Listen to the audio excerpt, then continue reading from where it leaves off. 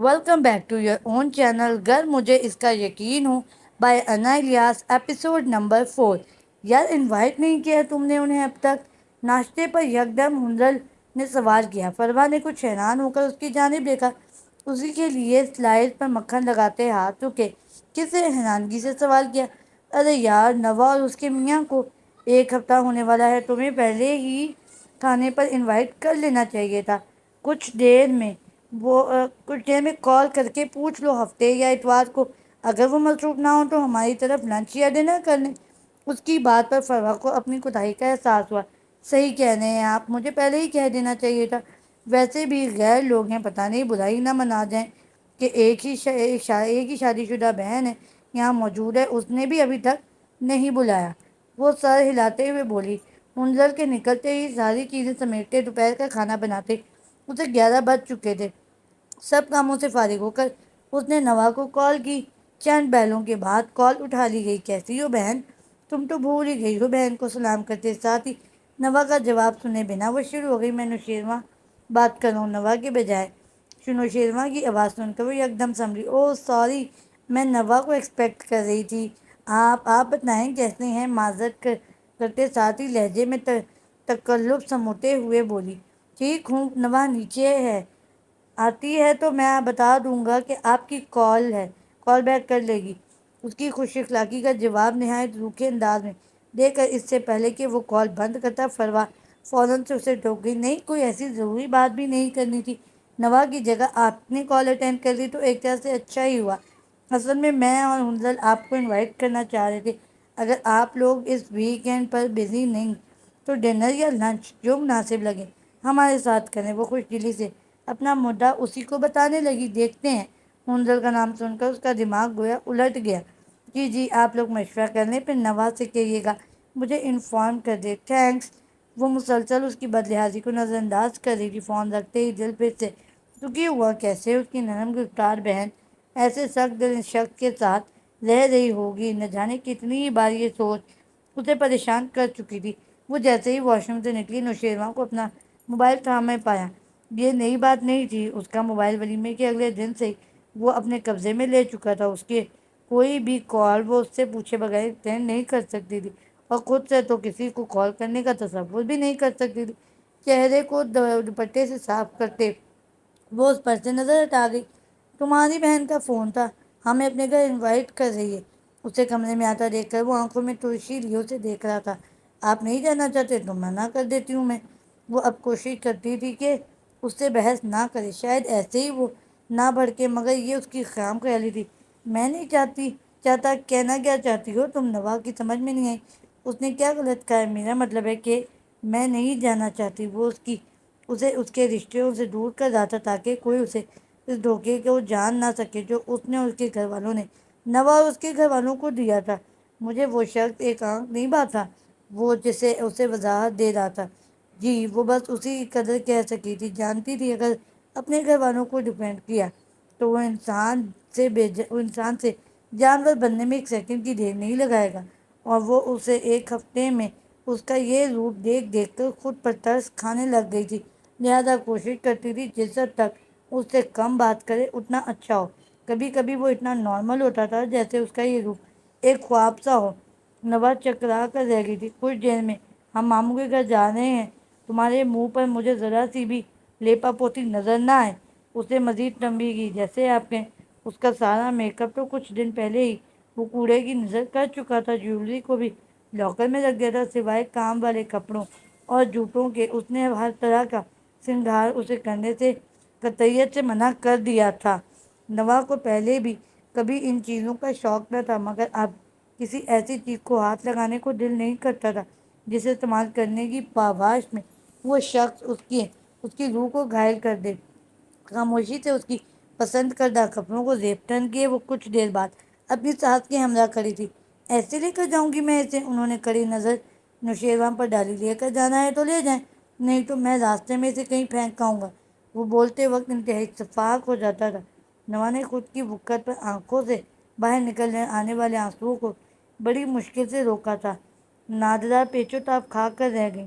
चंद ही लम्हों बाद वो उसी के हमरा गाड़ी में उसी के बराबर फ्रंट सीट पर خاموشی سے بیٹھی باہر دیکھتی، خود کا مستقبل سوچ رہی تھی۔ وہی ہوا، اس کی ممانی نے نوا کو دیکھتے ہی حیرت کا اظہار کیا۔ ارے نادرا، بہو کو بس کپڑے بدلوا کر لے آئی ہو؟ حیرت سے اپنی نند سے پوچھا۔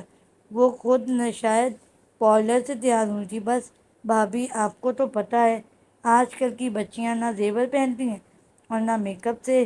نوا جیسے میک اپ سے ویسے ہی بہت چڑتی ہے۔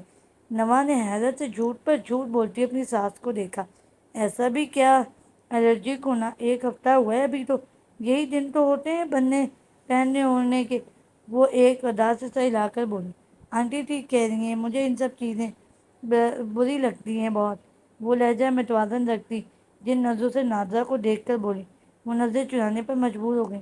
کبھی کبھی انسان کو ایک سچ چھپانے کے لیے ہزاروں جھوٹ کا سہارا لینا پڑتا ہے۔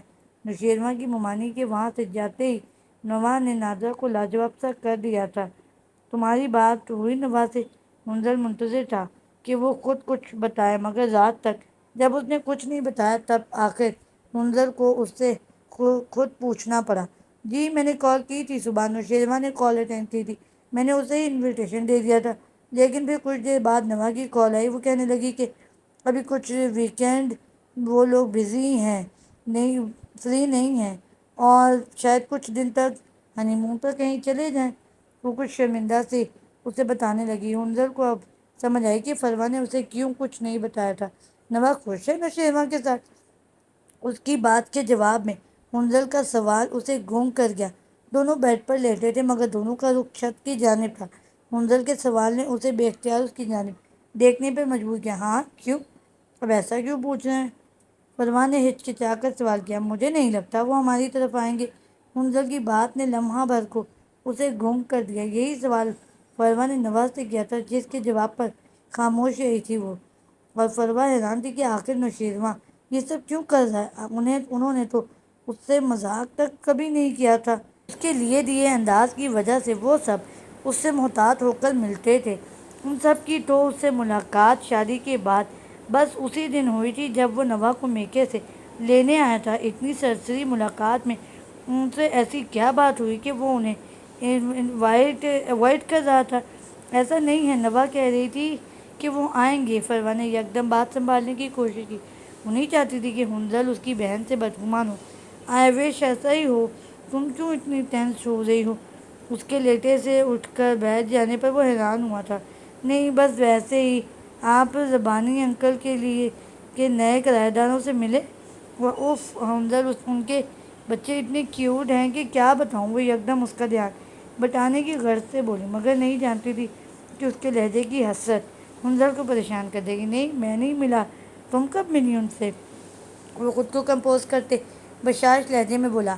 آج جب دوپہر میں سبزی لے رہی تھی تب ان کے کرایہ داروں کی بہو بھی نکلی، بس تبھی دیکھا۔ وہ اکثر بچوں سے متعلق بات کرتے، اپنے ہاتھوں کی لکیریں دیکھنے لگ جاتی۔ اچھی بات ہے، چلو لیٹو، صبح مجھے جلدی نکلنا ہے، میٹنگ ہے۔ وہ موضوع بدل کر بولا۔ وہ خاموشی سے کروٹ لے کر لیٹ گئی۔ منظر نے حسرت سے اس کی پشت دیکھی، جانتا تھا وہ لیٹ گئی ہے مگر نہ جانے کب تک سوئے گی۔ کیا ہم کوئی بچہ ایڈاپٹ نہیں کر سکتے؟ اس کی توقع کے عین مطابق وہ سوئی نہیں تھی۔ فروا، تم جانتی ہو کہ یہ ممکن نہیں ہے۔ کوئی بچہ لیا تو وہ بڑا ہو کر تمہارے لیے نامحرم ہوگا، بچی لی تو وہ میرے لیے۔ کتنی بار تمہیں یہ بات سمجھائی ہے؟ وہ پھر سے وہی سب دہرانے لگا وہ جو نہ جانے کتنی بار اسے بتا چکا تھا۔ کروٹ اس کی جانب لے کر اس کا رخ اپنی طرف کیا۔ جن لوگوں کی بیٹیاں ہوتی ہیں وہ ماں باپ بھی تو انہیں بیانے کے بعد اکیلے ہو جاتے ہیں نا۔ تم بھی یہی سمجھو کہ ہم نے اپنی بیٹیاں بیاہ دی ہیں۔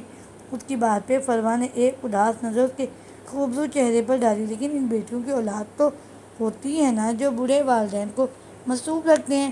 اس کے پاس جو ہر جواز موجود تھا اپنی بات کو پورا کرنے کے لیے۔ جب مجھے کوئی ٹینشن نہیں تو تم کیوں اس بات کو ہر وقت سوچتی ہو؟ اللہ کی رضا سمجھ کر صبر کر لو۔ وہ کہتا ہے نا کہ کچھ کو میں دیکھ کر آزماتا ہوں اور کچھ کو نہ دیکھ کر۔ سبھی کو دینے لگ جائے تو محرومی کا احساس دنیا سے مر جائے۔ اس کے بالوں میں محبت سے ہاتھ چلاتے وہ اسے ریلیکس کرنے کی کوشش کر رہا تھا۔ حل موجود ہے منظر، مگر آپ کبھی غور نہیں کرتے، کبھی سیریس نہیں لیتے میری بات کو۔ وہ اسی موضوع پر آئی جس سے منظر کو شدید چڑ تھی۔ تمہیں سیریس لینے کے بعد اب کچھ اور میں سیریس نہیں لے سکتا۔ محبت سے اس کی پیشانی کو چھوا۔ اب سو جاؤ، میں نے پریزنٹیشن دینی ہے، صبح نیند پوری نہ ہوئی تو کلائنٹ کے سامنے بے عزتی ہوگی۔ اب کی بار اسے ذوق سے خاموش کروانا پڑا۔ اللہ کرے فضول پریزنٹیشن ہو۔ وہ منہ بنا کر اسی کے سینے پر سر رکھتے بولی۔ منظر کو مسکرانے پر مجبور کر گئی۔ شرم کرو، بددعائیں دے رہی ہو، وہ اسے چھیڑنے والے انداز میں بولا۔ آپ سونا نہیں ہے آپ کو؟ اپنی بات کا ذائقہ جانا، اسے برداشت نہیں ہونا تھا اس پر منظر کا غیر سنجیدہ انداز۔ اوکے باسی، ایک بار پھر اس کے خفا چہرے کو محبت سے چھوٹے اسے بھی مسکرانے پر مجبور کر گیا۔ وہ ہمیشہ اسے باس کی بجائے باسی کہا کرتا تھا۔